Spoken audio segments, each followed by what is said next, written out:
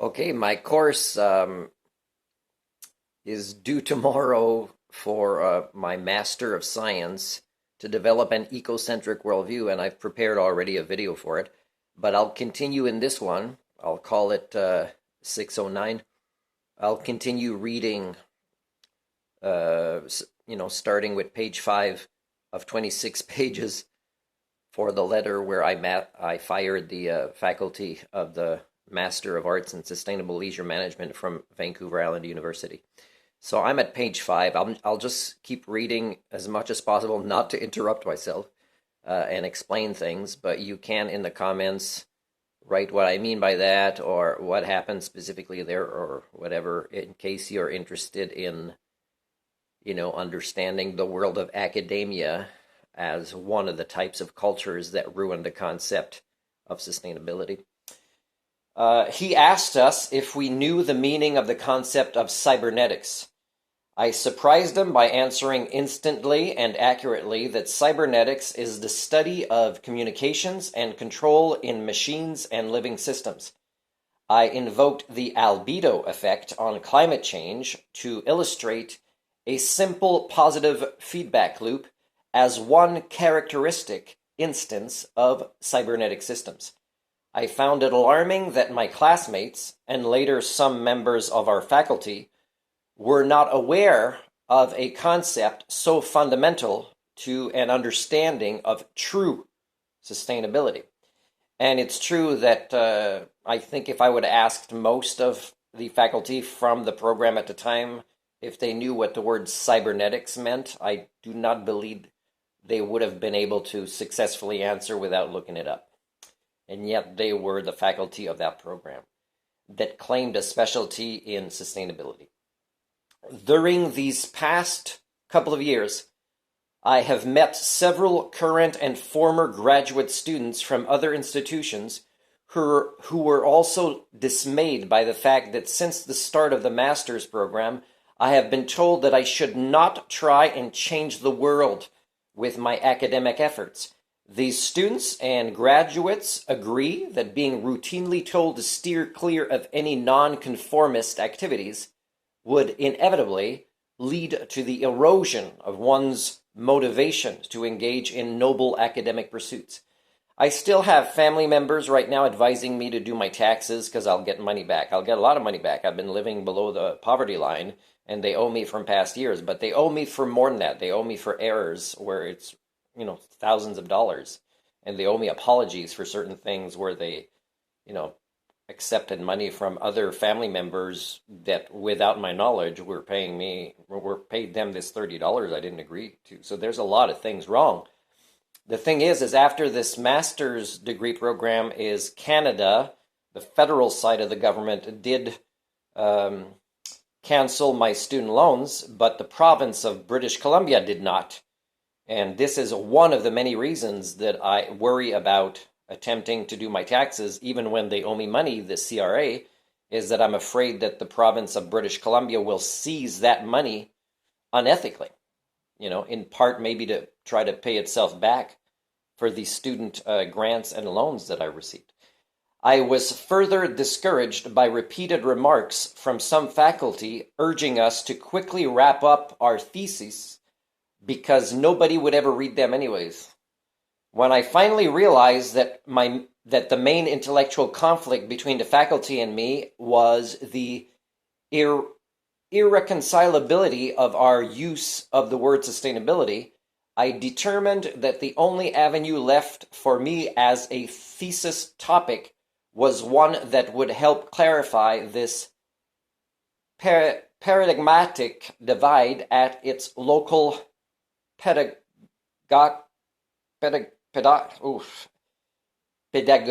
That's a tough one to pronounce in English. Pedagogical route. BC's K-12 curriculum I'm talking about. By this time, my thesis topic had developed to the point that I was no longer interested in entertaining any suggestions from faculty. In fact, and it's not that I didn't give them a lot of respect at the beginning or wanted to do things their way, but eventually the abuse of, domestication eventually gets to a person like me that, that has been working really hard to not succumb to HSD. In fact, I had grown so utterly dispirited with the whole program and my sense of the lack of faculty encouragement and support that efforts to research and complete my thesis had lost all meaning.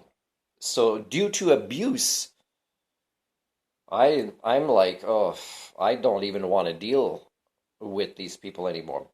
However, I was encouraged by the sense that my motivation could be rekindled if this important topic could be resurrected within a different context.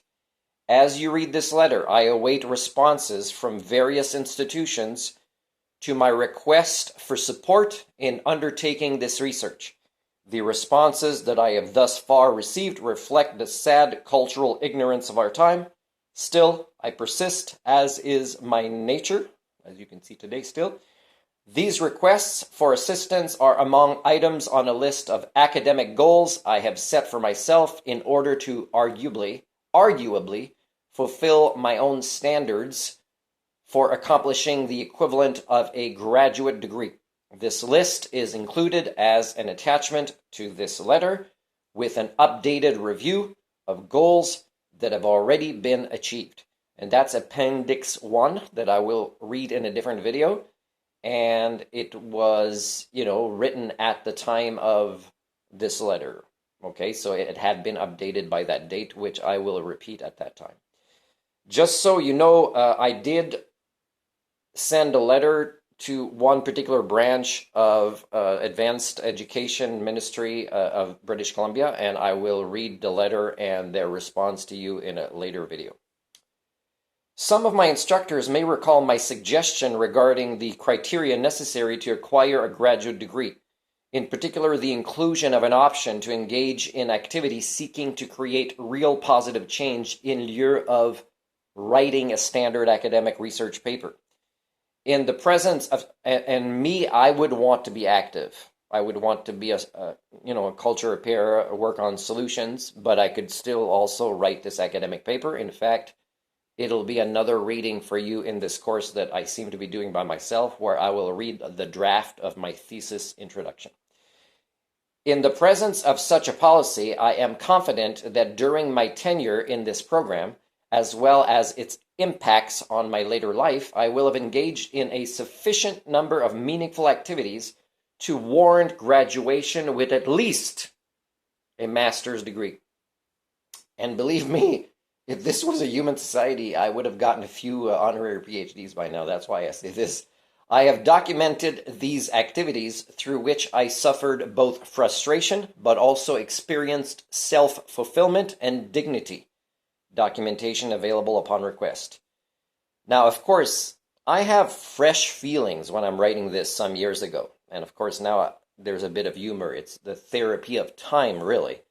But it's not the therapy of having my oppressors suffer the consequences of their actions or me being compensated anyway. I've been trying to file legal papers against the university, and the legal justice system over there on Vancouver Island in BC has not been very helpful. In part is they don't want to void the fee to process the papers because I am not doing my taxes, which means I have to be victimized in a different way to fight off the way I've been victimized here. Again, this will be explained when I do other series of systems thinking in the social failing structures of Canada and really the whole world.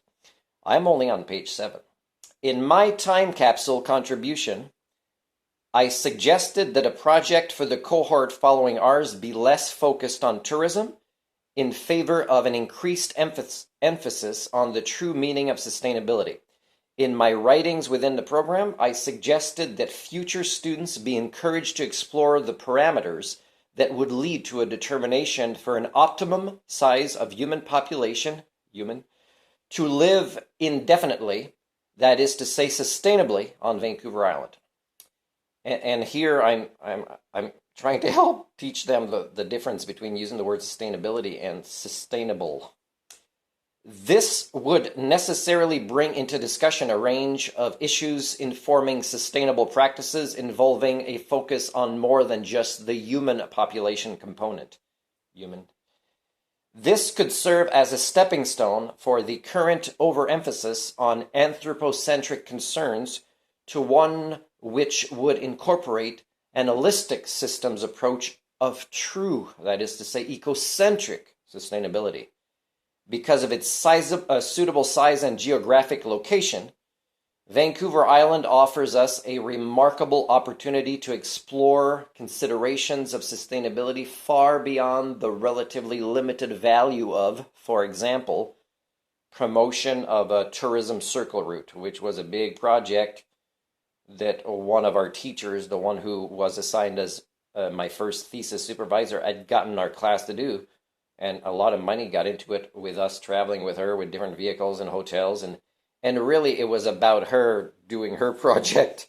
So she kind of arranged for funding to be used through us, using us to collect data for her to write this thing and give herself another award and network and make more connections. So it's pretty unethical. It's pretty unethical.